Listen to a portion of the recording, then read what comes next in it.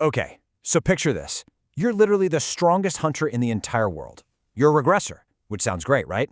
Except you've been forced to watch the Earth get completely, brutally annihilated over and over again. This is the absolute nightmare reality for our protagonist, Jite. In every single one of his past lives, human cruelty ends up killing these 4 scattered dragon hatchlings. And when those hatchlings die, the adult dragons go absolutely ballistic and invade Earth for revenge. Jite fights back every time, of course. He slaughters them by the dozens, even by the hundreds. But it's never ever enough. No matter how many he kills, the world still ends. He's just trapped in this torturous, endless cycle of bloodshed.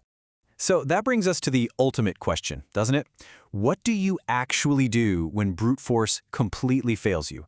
How do you stop an unstoppable apocalypse? Well, Jite finally realizes he just can't wait around for the adult dragons to invade anymore. He has to flip his entire approach upside down.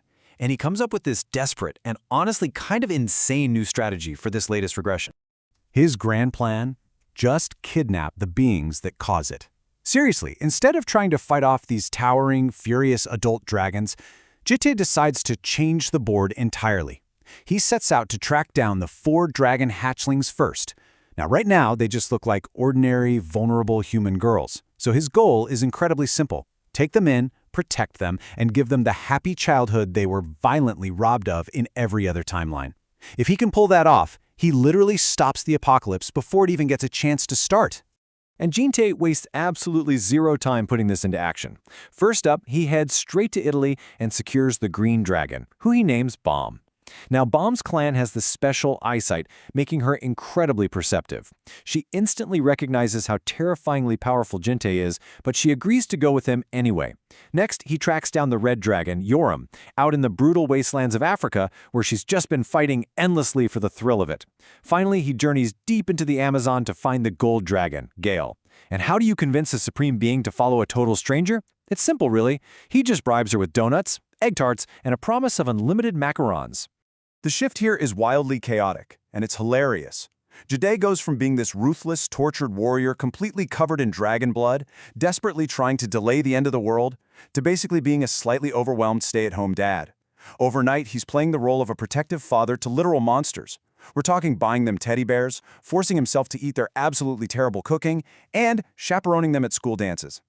I mean, anyone with kids knows how chaotic parenting can be, but imagine doing all that while trying to prevent the literal end of the world. Now you might be wondering, how on earth does the strongest hunter in the world have time to play stay-at-home dad while still keeping his cover? Well, he uses a skill called the Shadow of the Grand Duke. This creates a perfect identical clone that holds about 50% of his power and acts totally subservient to him. And honestly, the funniest part of this whole explainer is that Jite is literally using this legendary, ultra-powerful shadow clone jutsu just to work his mundane 9-to-5 desk job as a police officer. Meanwhile, his real body stays home to babysit the dragons. Hey, you gotta work smart, not hard, right? But listen, do not let the soft dad mode fool you for a second, because when things get serious, Jite is a walking nightmare. Let's flash back to when he was recruiting Yoram in Africa. She was suddenly attacked by Javier, who happens to be the 8th strongest superhuman in the world. Javier unleashes this devastating, horizon-severing sword attack, but out of absolutely nowhere, Jite steps in. And he doesn't just fight Javier, he completely and utterly speed blitzes him. In this terrifying display of sheer dominance, Jite severs Javier's arm with a single cut and then blinds him. He intentionally inflicts an unhealable level of psychological terror for one reason: to show exactly what happens when you mess with his kids. Okay, shifting gears back to the pure chaos of parenting. So, to get the girls ready for their enrollment at the super prestigious Lair Academy, Jazat casually tosses them his unlimited black card. Big mistake. The girls go on this massive shopping spree and just drop 40 grand in a single day, $40,000. Jazat is sitting at home instantly regretting every life choice as he watches these receipts just rolling in. But then, seeing the girls so incredibly happy, especially little Gail proudly showing off her new smartwatch, he realizes it makes the whole thing entirely worth it. But while the girls are busy getting ready for school, we start uncovering the true overarching threat of this world: demonic humans. So, unlike superhumans who are blessed, demonic humans gain their strength straight from the void. They basically indulge in blind rage and just mindless killing intent. And the tragic part is, in his previous regressions, these exact beings are the ones responsible for taking away everything Jite loved most. The really chilling reality here, some of these demonic humans are hiding in plain sight as high-ranking officials right inside the academy. And surprise, surprise, the academy is exactly where the trouble kicks off. During the placement exams, Yoram is matched against Sophia, this highly trained elite cadet. Now Yoram is a literal red dragon, so she absolutely toys with her. She ends up shattering Sophia's arms and completely humiliating her. But right after the match is officially called, Sophia snaps and psychotically attempts a murderous backstab with a knife. Yoram easily dodges it and retaliates with a brutal, bloody beatdown. This all mess causes Sophia's father, who is this incredibly arrogant elite from the Russian task force known as Real, to step in and try to corner an injured Yoram. Which leads us to this incredibly tense standoff in the head professor's office. Sophia's father, dripping with arrogance, expects a full apology from Jaunt. He grabs Jaunt's collar and delivers this threat. "Are you sure you want to make an enemy out of Real?" But Jaunt, he doesn't even blink. He casually outplays this heavily armed elite, speed blitzing him so incredibly fast that he steals the father's own knife without the guy even noticing it happened. Jaunt just slams the stolen blade onto the table right next to the man's neck, instantly proving that these so-called elites are absolutely nothing compared to the Grim Reaper himself. After all that brutal chaos at the academy, the story actually takes a beautifully emotional turn with the hatching of the fourth egg, the blue dragon, Ghoul. But there's a catch. To help this tiny baby polymorph into her human form, Bomb has to perform a highly dangerous process called magic transfer.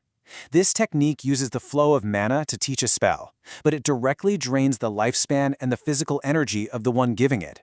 Bomb willingly sacrifices her own well-being, pushing herself to the point of total exhaustion, just so her little sister can actually experience the joys of a normal human childhood. And it turns out, the ultimate weapon to break through Jate's icy exterior isn't a sword at all. It's a simple, stuffed teddy bear. Jate takes the newly polymorphed toddler Ghoul out to the park and he buys her this little gift. She's so overjoyed that she reaches up and presses her tiny forehead right against his. For dragons, this specific skin-to-skin touch is a profound, deep transfer of genuine affection. After living through lifetimes of watching this exact dragon die in brutal ways, feeling her pure, innocent happiness in this timeline finally breaks through to him. For the very first time in this entire story, our brooding protagonist actually genuinely smiles. But hey, peace never lasts long in this world, right? The action ramps right back up with the Academy's super high-stakes 3-day combat simulation tournament. The students get dropped into this massive virtual dungeon, and their chaperones act as their tactical operators. Jite is operating for Team 50, and he puts on a display of absolute mastermind-level tactical genius. He flawlessly directs Yoram to basically solo entire enemy teams while completely masking their tracks from everyone else. Their desperate thirst for first place eventually puts them on a direct collision course with the undisputed elites, Team 1, right in the final moments of the simulation. So the leader of Team 1 unleashes his family's ultimate, lightning-infused sword art, totally convinced he's just secured the victory. But Yoram is an absolute menace. In this savagely comedic move, she literally catches his legendary blade inside her mouth, just clamps down on it. She then drops this absolute gem of a quote, declaring she's using the 999th technique of the Use family, beating the absolute crap out of a yapper. And she just smacks him right into the ground, completely wiping his health to 0 and stealing first place for Team 50. It is incredible. As a reward for all that hard work, Jinde takes his chaotic makeshift family on a wholesome little vacation to a secret beach in Russia. Naturally, things go completely sideways almost immediately. They accidentally eat these highly poisonous Abaddon mushrooms, which hilariously leads them to cross paths with the 9th strongest superhuman, the druid Manga. But the real highlight of the trip happens later that night. The sky suddenly tears wide open in this beautiful, breathtaking cosmic rupture. It is a mesmerizing view of the universe. But for Jinde, it is a massive, glaring red flag. The timeline is shifting. While the rest of the family is sleeping, Jingtae and his shadow clone make a horrifying discovery. The malice in this current timeline is actually adapting. They uncover a secret project centered around something called Prototype X. This is a commander-class, transcendent demonic human that's capable of binding countless minds into a single devastating hive mind. Jingtae quickly realizes that the threats in this regression aren't just repeating, they are dangerously different and way more advanced than anything he has ever faced before. Knowing he has to stop this, Juite infiltrates the Russian demonic base to eliminate Prototype X before it can evolve into a world-ending threat. He finally corners the heavily armored commander of the facility. Juite just stands there, blade ready. He resolves in that moment to execute the architect of this new malice on the spot. He doesn't care who is underneath that armor. He will do whatever it takes to protect his dragon daughters. But then, the helmet comes off, and Jintate's entire world just completely stops.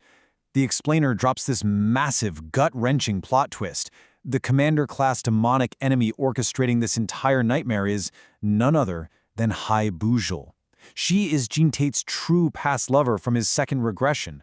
This was a woman he loved deeply, someone he literally fought side by side with in a previous life, and now she is standing right in front of him as the ultimate enemy. Which leaves us with this final, absolutely explosive question. What will the world's strongest hunter do when the apocalypse wears the face of the woman he loved?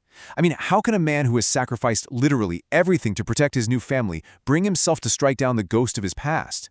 It is the ultimate cliffhanger, an impossible choice that shatters everything we thought we knew about this timeline. And unfortunately, that is exactly where we have to leave it for now. Thank you so much for joining me on this explainer, and I will definitely catch you next time as we unravel the rest of this incredible story.